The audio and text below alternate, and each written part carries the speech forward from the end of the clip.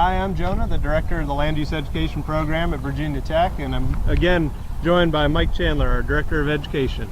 Mike, we've been talking a lot about different aspects of community planning, and we've talked about the people that are involved and some of the terminology, but what exactly is created as a matter of all these different people coming together and discussing what they want for the future? What's the end of the day? Is it just a report that sits on the shelf, or what do we have here? Well, the end result of this deliberative exercise is that compendium we refer to as a comprehensive plan, a master plan, a general plan, if you will, for a community.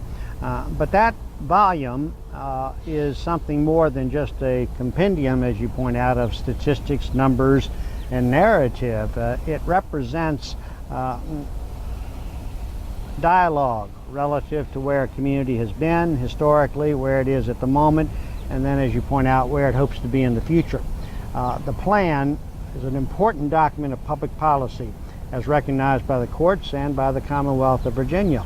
But the plan itself doesn't regulate or manage or bring about desired land use. We must rely on other tools and technologies for that.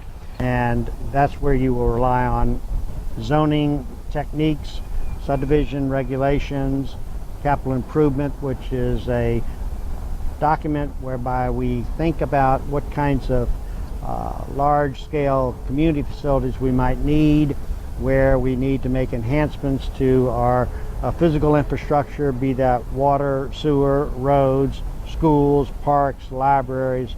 So it sounds like sort of a consideration of potential budgetary issues. Yes. Not necessarily making that budget, but maybe talking about things. If we want to make an investment here, here's a particular cost we might need to talk about inside that budgetary process. That's exactly right. If we want to bring the plan to life and we want to follow that plan, then that carries with it certain obligations back to the community in terms of individual property owners, but also the community at large, where public investment will be needed if we are going to bring about the desired end product that's championed in the comprehensive plan. Well, that's sort of a critical element these days.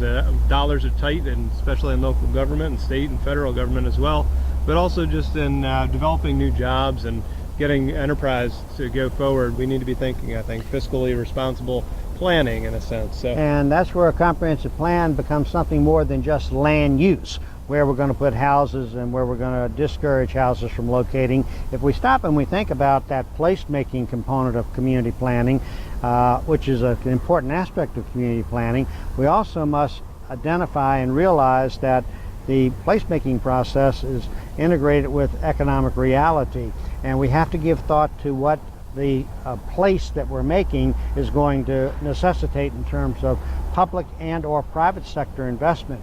The comprehensive plan is as much a land plan as it is an economic development plan. It's a strategy communities can call upon and utilize in order to create life and livability in a community, but also do so in a manner that's fiscally conservative and fiscally responsible. So a good land use plan is also a good economic template for the future. A lot of moving pieces there. A lot of moving pieces. Thanks again, Mike. You're welcome. If you'd like to see this video and other videos that we produce, please visit our website at planvirginia.com. At that website, you'll also be able to see upcoming events and register online, as well as register by phone or fax or email. Thanks again. We'll see you at the next video. Take care. Thanks, Mike. Good. Thank you.